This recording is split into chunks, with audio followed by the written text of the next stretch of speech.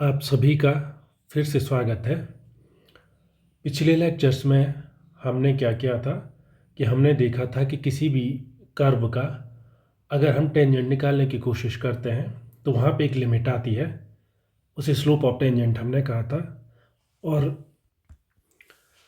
वहाँ से derivative of a function at A point हम डिफाइन किया।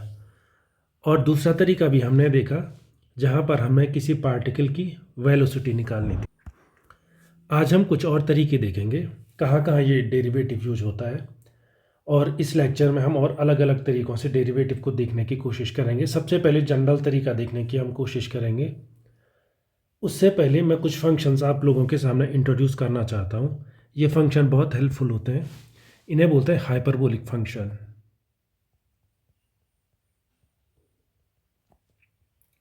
हाइपरबोलिक फंक्शंस ये क्या होते हैं? साइन थीटा वगैरह आपने पढ़ा ही होगा। एच एक्स, साइन एक्स आपको पता है वो कहाँ यूज होते हैं? ट्रिग्नोमेट्री में। किसी भी ट्राइंगल के दो साइड्स का रेशियो निकालते हैं तो साइन कॉस टेन इनका यूज होता है। तो अब साइन हाइपरबोलिक एक्स को डिफाइन कीजिए e to the power x minus e to the power minus x divided by 2। और cos hyperbolic x cos h x, इसे भी हम डिफाइन कर सकते हैं e to the power x plus e to the power minus x by 2। और आपको पता है ट्रिग्नोमेट्री में मेन यही होते हैं, इसके बाद सारे निकाले जा सकते हैं। जैसे टेन हाइपरबोलिक एक्स कितना होगा, तो टेन हाइपरबोलिक एक्स इन दोनों का रेशियो हो जाएगा।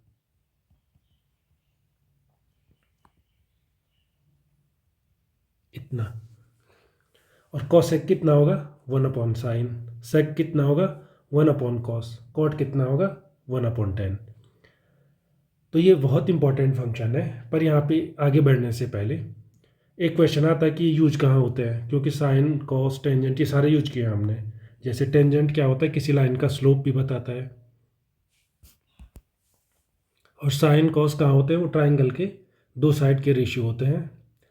तो इनका यूज क्या होता है? मान के चलो आपकी दीवार में दो कीले हैं और उनके बीच आप फ्रीली किसी स्ट्रिंग को लटका के रखते हैं।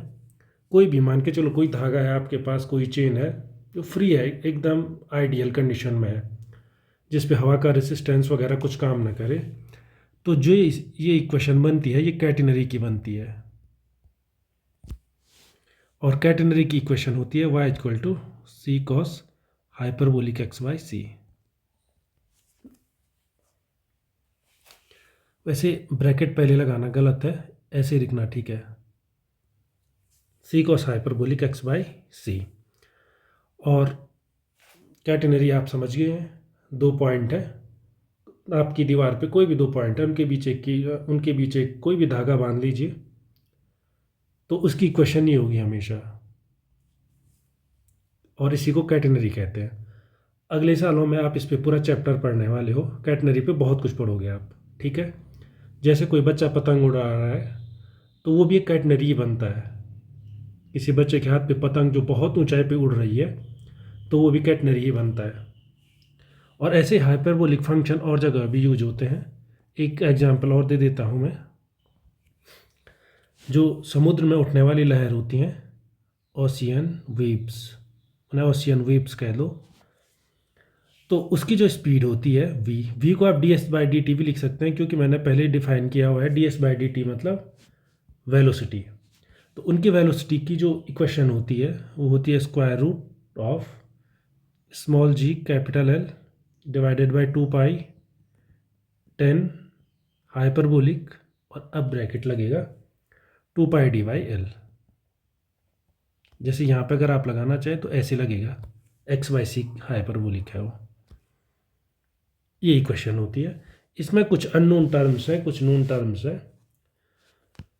जैसे स्मॉल ये जी है, ये आपको पता है, 2 पाई आपको पता है, कैपिटल एल और कैपिटल डी जो है ये दो अननोन है।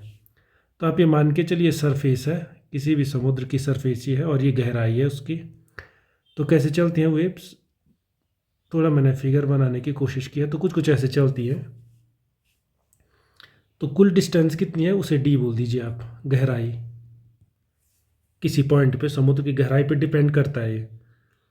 और एल क्या है, वेव की लंबाई। वेव कोई भी वेव कुल कितनी लंबी है, यहाँ से यहाँ तक एल बोल दीजिए। तो अगर आपको समुद्र में उठने वाली तरंगों की स्टडी करनी है, वेव्स की स्टडी करनी है, तो वहाँ आप देख पा रहे हो हाइपरबोलिक फंक्शंस आते हैं। और ऐसे सैकड़ों जगह हैं जहाँ हाइपरबोलिक फंक्शंस आते हैं। ठीक है, तो मैं चाहता हूँ आगे बढ़ने से पहले आप इनको ज़रूर देखिए। तो हम क्या करने वाले हैं, हाइपरबोलिक फंक्शन के साथ सीधी सी बात है, पहले तो हम ये देखना चाहेंगे कि उनका डिफ्रेंशिएशन कितना होता है, साइन का कितना होता है, कॉस का कितना होता है। तो मैं ये कर नहीं रहा हूँ क्योंकि ये करना बहुत आसान है। अगर आप इसका डिफ्रेंशिएशन करते हैं तो डी वाई डी एक्स इसका हो जाएगा, तो आप देखेंगे ये कॉस की तरफ चला जाएगा। आप डिफ्रेंशिएशन करके देखिए क्योंकि बहुत मुश्किल नहीं है। और ऐसे आप कॉस का भी करके देखिए, आप साइन की तरफ पाओगे, प्लस माइनस साइन आप देखते रहिए जहाँ भी आता है। टेन का भी आप कर सकते हैं, ये क्वोशंट ऑफ टू फंक्शन है और कल मैंने फॉर्मूला बताया था। तो मैं ये मान के चल रहा हूँ ये सारे आप खुद कर सकते हैं, तो मैंने यहीं पे लिखे हुए हैं, इन्हें आप देख लीजिए। साइन हाइपरबोलिक एक्स के साथ आप सबसे पहले डेरिवेटिव बाद में कीजिए, पहले थोड़ा एक बार ये देख लीजिए साइन हाइपरबोलिक माइनस एक्स कितना होता होगा। तो sine hyperbolic X, sine H X की डेफिनेशन आपके पास है, एक्स की जगह माइनस एक्स रखो तो माइनस साइन एक्स आएगा। जैसे cos square theta plus sine square theta one होता था, उसका एनालॉग ये है, यहाँ थोड़ा उल्टा होता है, यहाँ डिफरेंस वन होता है। आपने one plus tan square theta equal to sec square theta होगा, यहाँ देख लीजिए थोड़ा बदल जाता है। और मैं इनको प्रूफ इसलिए नहीं कर रहा हूँ क्योंकि बहुत आसान है। बहुत आसान इसलिए है कि साइन की डेफिनेशन आपके पास है, एक्स की जगह पे माइनस एक्स लिख लीजिए। कॉस हाइपरबोलिक इसकी डेफिनेशन आपके पास है, करके देख लीजिए। और ऐसे साइन ए प्लस बी का जो फॉर्मूला होता है वो यहाँ थोड़ा चेंज हो जाता है, आप इनको ज़रूर देखिए। ठीक है, चलिए आगे बढ़ाता हूँ मैं। डेरिवेटिव्स, ये है इसके डिफ्रेंशिएशन, ये भी मैंने किए हुए नहीं है। मैंने इसलिए नहीं किए हुए हैं क्योंकि मुझे लगता है कि आप लोग कर लोगे। जो साइन का डिफ्रेंशिएशन होता है वो कॉस होता है, ट्राई करके देख लीजिए। और जो कॉस है वो साइन का होता है, जैसे साइन और कॉस में था ना पिछली बार, इस बार भी आप देख लीजिए कैसे करेंगे इनको प्रूफ। बड़ा आसान है, डेफिनेशन का यूज़ कीजिए। और मैं ये मान के चल रहा हूँ आप ये सारे के सारे कर सकते हैं। ठीक है, अगर आपने ये सारे के सारे कर लिए हैं तो फिर हम आगे बढ़ सकते हैं। फिर अब डेरिवेटिव के दो पर्सपेक्टिव से तो हमने देख लिया कि कोई कर्व है, उसकी कोई लाइन है जो हमने खींच के दिखाई थी, जैसे जैसे वो उसकी लेंथ जीरो की क्यू टेन टू पी बताया था, तो हमने कुछ ऐसा बताया था कि एक लिमिट आती है, वो स्लोप ऑफ द टेंजेंट होती है। तो डेरिवेटिव का एक एस्पेक्ट ये हो सकता है कि वो स्लोप ऑफ टेंजेंट को रिप्रेजेंट करता है। दूसरा ये होता है कि वेलोसिटी को रिप्रेजेंट करता है। अब इन जनरल देखते हैं, मान के चलो वाई कोई भी फंक्शन है, वाई कैसा भी फंक्शन है, क्योंकि वेलोसिटी और टेंजेंट से बाहर भी तो दुनिया होगी। मान के चलो वाई एफ एक्स का कोई भी फंक्शन है, एक्स बदल रहा है, वाई बदल रहा है, तो मान के चलो एक्स डेल्टा एक्स बदल गया, एक्स एक्स चेंज हो गया किससे, डेल्टा एक्स से, तो वाई भी तो चेंज होगा, वाई डेल्टा वाई चेंज हो जाएगा, F X plus delta X minus F x, क्योंकि एक्स की वैल्यू एक्स से एक्स प्लस डेल्टा एक्स हो गई। ठीक है, तो वाई की वैल्यू कितनी होगी, F X plus delta X, previous value F X थी, तो चेंज इन वैल्यू कितना आ गया, delta Y, F X plus delta X minus F X. तो चेंज का रेट कितना हुआ, डेल्टा वाई डेल्टा एक्स कितना हुआ, F X plus delta X minus F X, और डिवाइड कर दो डेल्टा एक्स से।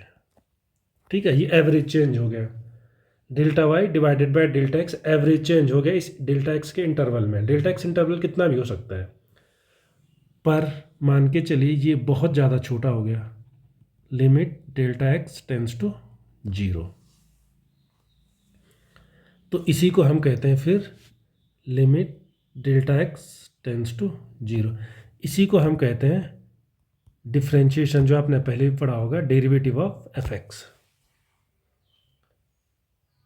ठीक है, मतलब हर चीज़ का रेट ऑफ चेंज हम निकाल सकते हैं। तो यहाँ पे एक क्वेश्चन और आता है, हमने कोई भी चीज़, कोई भी ऑब्जेक्ट जो किसी पाथ पर मूव कर रही है वो टाइम का फंक्शन होती है, मान के चलो a t square plus b t plus c. कोई पार्टिकल जो है जो इस पाथ पे चल रहा है, तो हमने डिफ्रेंशिएशन एक बार किया, तो हमें क्या मिली थी, वेलोसिटी। तो हम फिर भी तो डिफ्रेंशिएट कर सकते हैं इसको। वेलोसिटी कितनी तेज़ी से बदल रही है, उसको कहते हैं एक्सेलरेशन। एक्सेलरेशन को भी तो फिर डिफ्रेंशिएशन कर सकते हैं, और इस तरह से तो हम कितनी बार भी डिफ्रेंशिएशन कर सकते हैं ना।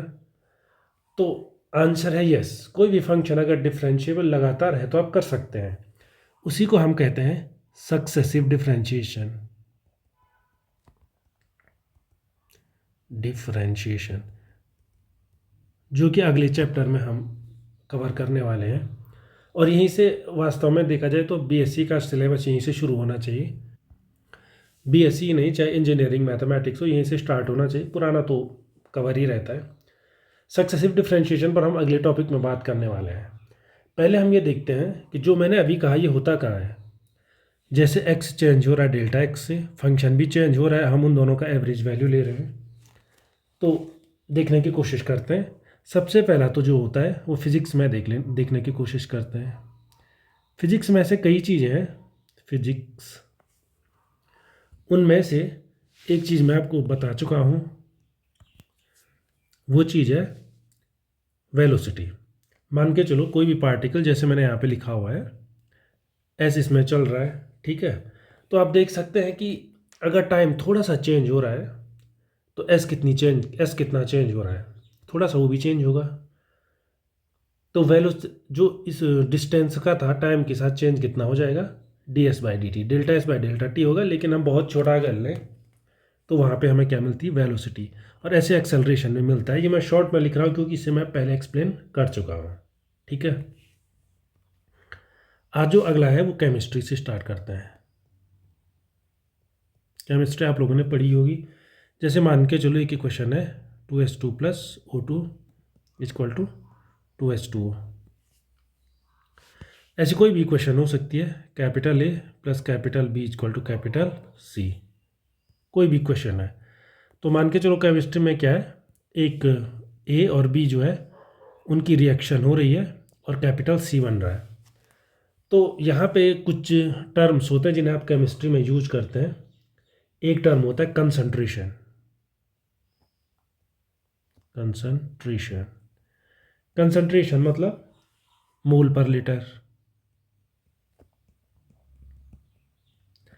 मतलब 1 लीटर में कितने एटम्स है ये बोल सकते हैं हम, क्योंकि हमें जानना होगा ना कितना गाढ़ा है। आसान शब्दों में कहें कितना गाढ़ा है। तो मान के चलो जब आप केमिकल ए को केमिकल बी के साथ मिक्स करोगे तो एक शुरू में हो सकता है गाढ़ा हो, लेकिन उसका गाढ़ा होना हो सकता है और गाढ़ा होना शुरू हो जाए, या हो सकता है कम गाढ़ा होना शुरू हो जाए। वो ए के साथ भी हो सकता है, बी के साथ भी हो सकता है। मतलब ए में क्या होने लग जाता है, बहुत तेज़ी से चेंज होने लग जाता है, ठीक है। तो इसको आप कैपिटल ए कह सकते हैं। इसका जो कंसंट्रेशन वगैरह है कितनी तेज़ी से बदल रहा है, ये किसका फंक्शन होगा, टाइम का, स्मॉल टी। टाइम का कैसे फंक्शन होगा, क्योंकि जब आप ए और बी को मिला रहे हैं, जैसे जैसे टाइम आगे बढ़ेगा उनका कंसंट्रेशन बड़ी तेज़ी से चेंज होता रहेगा, और ये किस पे डिपेंड करेगा, टाइम पे, ठीक है। तो average rate of reaction, average मान के चलो आप किसी टाइम पीरियड में नोट कर रहे हैं, तो एवरेज रेट ऑफ, ये रिएक्शन कितनी तेज से हो रही है, ऑफ द प्रोडक्ट सी, आपको फाइनली सी मिल रहा है, ठीक है। लेकिन किस टाइम पीरियड में, ओवर टाइम पीरियड, स्मॉल टी1 लेस देन टी2, टी1 से टी2 के बीच में। मान के चलो तीसरे से 5वें सेकंड में, मान के चलो तीसरे सेकंड में इसका कंसंट्रेशन कुछ था, 5वें सेकंड में कुछ था।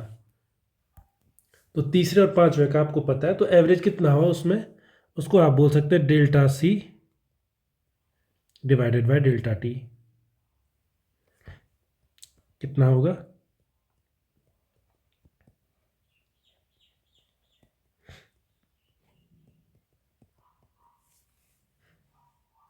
क्योंकि डेल्टा टी कितना है, T2 माइनस टी वन से टाइम चेंज हो रहा है T2 पे, तीसरे सेकंड पे आपने नोट किया, चौथे सेकंड पे नोट किया। लेकिन जो केमिस्ट्री वाले लोग इंटरेस्टेड होते हैं वो इंस्टेंटेनियस, ठीक टी टाइम पे कितना हुआ, पहले सेकंड में कितना चेंज आया, दूसरे में कितना आया, तीसरे में कितना आया, तो इंस्टेंटेनियस के लिए आप क्या करते हैं, delta T tends to zero, instantaneous rate of reaction, जो रिएक्शन हो रही इंस्टेंटेनियसली किसी टाइम पे कितनी हो रही है, तो उसके लिए क्या करते हैं, limit delta T tends to zero. तो ये कितना बन जाएगा, वैसे यहाँ पे डी लिखना गलत होगा क्योंकि अभी हम लिमिट का यूज कर रहे हैं, तो यहाँ पे वही लिख लीजिए आप, delta C divided by delta T, और इसे कहिए डी, ये जो सी है क्लोज्ड ब्रैकेट में उसका डिफ्रेंशिएशन होता है। तो ये क्या बताएगा हमको कि चेंज कितना हो रहा है, जो कैपिटल सी प्रोडक्ट बन रहा है किस स्पीड से बन रहा है, उसका रेट ऑफ रिएक्शन कितना है, रेट ऑफ रिएक्शन इसको आप बोल सकते हैं। ठीक है, आपने केमिस्ट्री में ये चीज़ें पढ़ी होंगी, मैं ही मान के चल रहा हूँ। तो चलिए केमिस्ट्री से बाहर बढ़ते हैं, आप फिजिक्स केमिस्ट्री हो गया, बायो की तरफ बढ़ते हैं।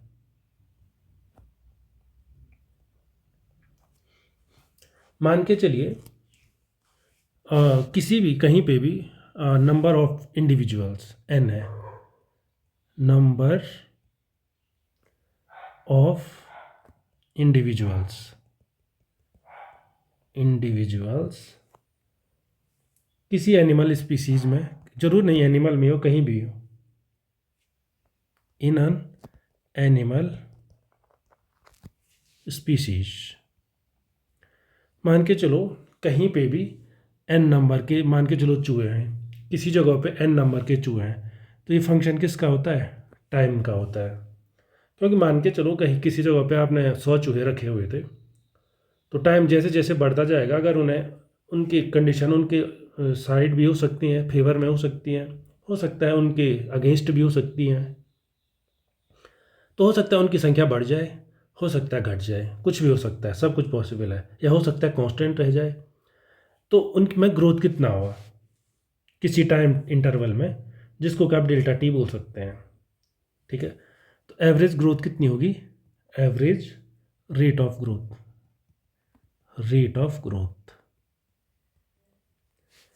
बिल्कुल कितना होगा, delta N divided by delta T. Delta N divided by delta T मतलब पहले 100 थे अब 200 हो गए, तो चेंज कितना हुआ, चलो पहले 100 थे अब 150 है, तो चेंज कितना हुआ 50 का, और कितने टाइम में हुआ, मान के चलो एक दिन में हुआ, तो हम बोल सकते हैं इनकी रेट ऑफ ग्रोथ है 50 पर डे, मान के चलो 2 दिन में हो गया, तो हम बोल सकते हैं 50/2 मतलब 25 पर डे। ठीक है, तो ये रेट ऑफ ग्रोथ होता है उनका, जिसे आप लिख सकते हैं एफ T2 और T1 का डिफरेंस लिख सकते हैं, एफ T2 माइनस T1, जो भी टाइम पीरियड आपके पास है, T1 माइनस T2। लेकिन इंटरेस्टेड किस चीज़ में रहते हैं, किसी एक स्पेसिफिक क्षण पे कितना हो रहा है, इंस्टेंटेनियस जिसको बोलते हैं, मतलब ठीक किसी पर्टिकुलर क्षण पे, पर्टिकुलर टाइम टी पे इंस्टेंटेनियस रेट ऑफ ग्रोथ कितनी होगी, मतलब ठीक तीसरे सेकंड पे कितने थी रेट ऑफ ग्रोथ। तो यहाँ पे एक छोटा सा क्वेश्चन आएगा कि हर सेकंड कैसे उनकी संख्या बढ़ रही है, तो वो हो जाएगा dn/dt, ये आप समझ ही चुके हैं, limit delta T tends to zero, delta n by delta T. आते हैं इस क्वेश्चन पे कि हम हर सेकंड कैसे रेट ऑफ ग्रोथ निकाल रहे हैं। हमने अगर 2 चूहे छोड़ रखे हैं तो ऐसा नहीं है, वो 2 चूहे का एग्जाम्पल तो मैंने दिया हुआ है, हो सकता है वहाँ पे कुछ भी हो। जैसे आप किसी लैब में जब यीस्ट को बनाते हैं, यीस्ट आपने सुना होगा लैब में, तो जैसे ही बढ़ते हैं तो उनका नंबर पता क्या होता है, टाइम का फंक्शन, कितना किस रेट से बढ़ते होंगे वो, a+1 प्लस, एक सेकेंड इसको अंडू कर दो, 1 plus b e to the power minus 0.7t। और ऐसे कई, मैं आगे आपको पॉपुलेशन मॉडल भी बताऊंगा, कई मॉडल होते हैं, इसमें ए और बी कांस्टेंट है, जो स्टार्ट में कई चीज़ें हमें फिक्स रखनी होती है ना, और कुछ चीज़ें ऐसी होती हैं जो फिक्स रहती हैं, जैसे शुरू में आप कितनी पॉपुलेशन से काम कर रहे हैं, तो अगर बायोलॉजी लैब में आप बना रहे हैं, ए और बी पैरामीटर कांस्टेंट है जो फिक्स है। ठीक है, तो इस रेट से बढ़ना स्टार्ट होता है, मतलब हर सेकंड बढ़ते हैं, वो हर सेकंड बढ़ते हैं, क्योंकि माइनस पावर है इसलिए वो क्या हो जाएगा, लगातार बढ़ता रहेगा।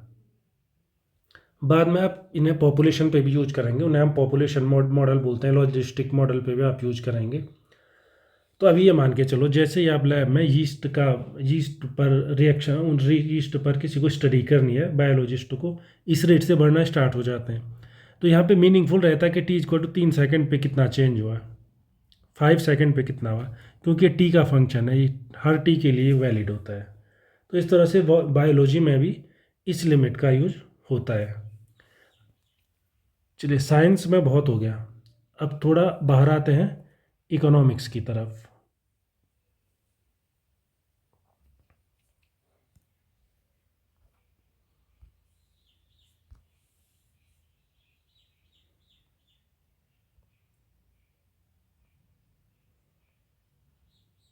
एक पेज और ऐड कर लेता हूँ मैं।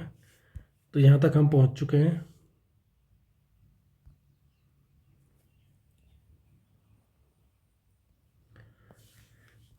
चलिए फिर economics.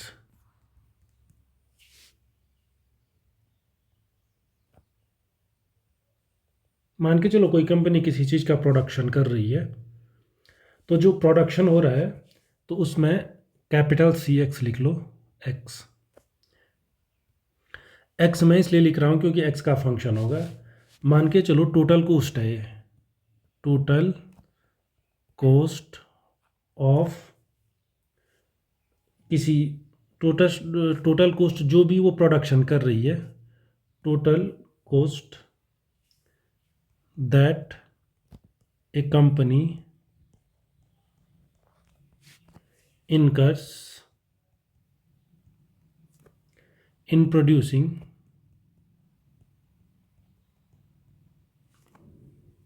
X units. X unit किस चीज़ की, किसी भी चीज़ की, ऑफ सर्टेन कमोडिटी।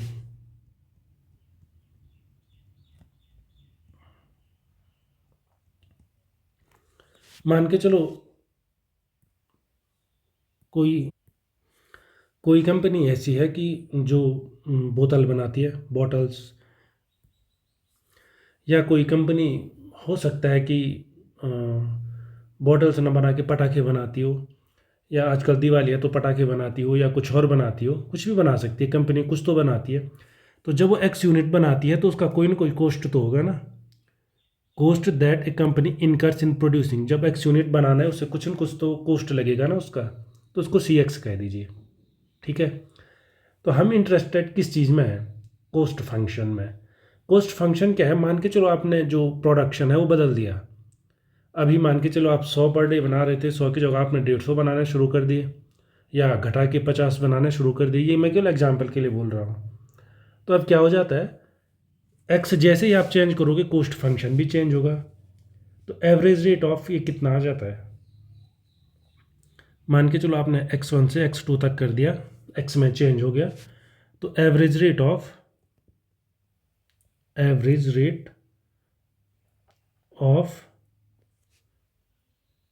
चेंज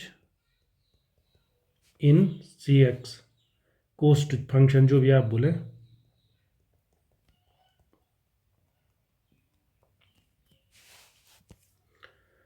तो कितना हो जाएगा ये आपको पता ही होता है, delta C by delta X। और जैसे ये 0 की तरफ बढ़ना स्टार्ट करोगे उसको बोलते हैं मार्जिनल कॉस्ट।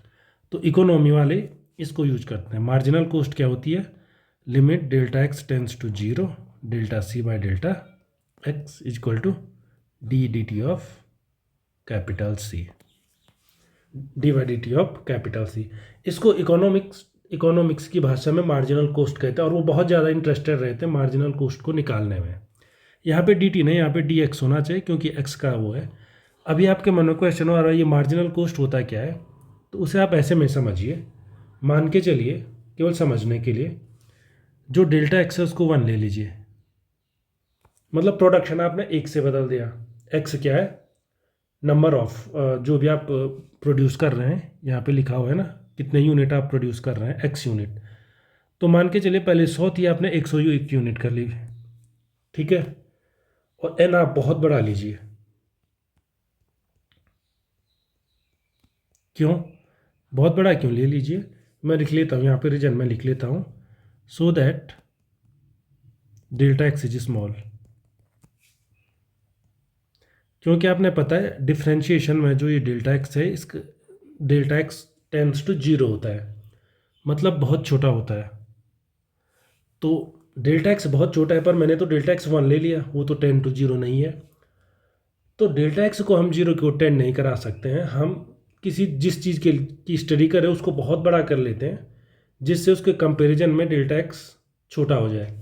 मतलब डेल्टा सी को आप बहुत बड़ा कर दो तो डेल्टा एक्स अपने आप बहुत छोटा हो गया, है ना, कुछ ऐसा ही। तो जो सी डैश एन होगा, सी डैश एक्स है, या किसी पर्टिकुलर स्टेज पे C dash F dash X, कितना हो जाएगा वो, लगभग C N plus one minus C N, और डिवाइडेड बाय डेल्टा एन होना था इसने, डेल्टा एन जो कि 1 है। ठीक है, एक्स इसमें तो चेंज हो नहीं रहा, एक्स की जगह पे मैंने एन रख लिया है, आप कन्फ्यूज मत कीजिए, क्योंकि मैंने क्या किया हुआ है, एन प्लस वन लिया हुआ है, तो एक्स की जगह पे मैंने 1 लिया हुआ है। तो ये F X plus delta x हो गया minus F x divided by delta x हो गया। तो एन मैंने इसलिए लिया हुआ है क्योंकि वो इस समय प्रोडक्शन एन से एन प्लस वन की ओर बढ़ रहा है। तो आप देख सकते हैं इस प्रोडक्शन में क्या आ रहा है, इसकी वैल्यू कितनी आ रही है, लगभग C N plus one minus C N. इसका मतलब क्या है कि nth जो उसको बनाने में जो कॉस्ट उसको आ रही है वो n plus one minus N का आ रही है। तो लगभग उतनी आनी भी चाहिए। अगर n को आप 100 कह दें और ये 101 कह दें, तो ठीक 100 को बनाने में कितनी कॉस्ट आ रही है, 100 को बनाने में लगी गई कॉस्ट, 101 बनने में लगी कॉस्ट माइनस 100 को बनने में लगी हुई कॉस्ट। समझ गए आप, और होना भी वही चाहिए, है ना। तो इस केस में ये मार्जिनल जो कॉस्ट है वो इन दोनों का डिफरेंस हो जाती है। और अब आगे क्या, आज शायद मैं इतने ही एग्जांपल आपको देना चाहूँगा। तो यहाँ सबकी सब जगह जैसे ही कोई भी चीज़ रेट ऑफ चेंज, मतलब किसी भी चीज़ में चेंज होना स्टार्ट हो जाता है, तो वहाँ डेरिवेटिव्स आते ही आते हैं, डिफ्रेंशिएशन वहाँ होता ही होता है। तो अब मैंने जो सबसे स्टार्ट में एग्जांपल दिया था, फिर से मैं उसी को याद करना चाहूँगा। मान के चलो किसी कर्व की कोई इक्वेशन है और कोई पार्टिकल किसी कर्व के अलोंग चल रहा है, एफ टी कुछ भी हो सकता है इसकी इक्वेशन, जैसे t square plus b t plus c. तो इसका जब एक बार डिफ्रेंशिएशन होता है तो इसको क्या बोल सकते हैं हम, एकदम इंस्टेंटेनियस होगा ये। जब भी डी बाई डी टी होगा तो इंस्टेंटेनियस होता है। तो जो एक बार डिफ्रेंशिएशन होता है वो कितना होता है, डिस्प्लेसमेंट और टाइम का रेशियो, मतलब वेलोसिटी। तो एक बार डिफ्रेंशिएशन वेलोसिटी देगा, लेकिन हम वेलोसिटी का भी तो फिर से चेंज हो सकता है। वेलोसिटी किस स्पीड से चेंज हो रही है उसको कहते हैं हम एक्सेलरेशन। लेकिन ये एक्सेलरेशन भी तो फिर चेंज हो, इसको हम एक बार मैथमेटिकली ऐसे लिख सकते हैं। पर ये एक्सेलरेशन, और आपने काफ़ी जगह पढ़ा होगा, स्मॉल ए से भी लिखते हैं इसे। अब एक्सेलरेशन भी तो चेंज हो सकता है, उसको जर्क बोलते हैं। जब एक्सेलरेशन भी चेंज होगा mathematically, D A by D T. आप लोगों ने फेसबुक पे पढ़ा होगा, don't be D A by D T, है ना, मतलब डोंट बी ए जर्क। तो D A by D T क्या होता है, जर्क। एक्सेलरेशन भी चेंज होता है, लेकिन ये एक्सेलरेशन है क्या, तीसरा डेरिवेटिव। तो इससे मैं बोलना क्या चाह रहा हूँ कि फंक्शन का एक बार डिफ्रेंशिएशन हो गया, दो कोई भी, यहाँ पे मैंने क्वाड्रेटिक लिया है, वो क्यूबिक भी हो सकता है, कितना भी हो सकता है, एक बार हो सकता है, 2 बार हो सकता है, 3 बार हो सकता है, 4 बार हो सकता है। तो इन जनरल क्या n टाइम्स भी हो सकता है क्या, तो आंसर है yes, in general n times differentiation होता है।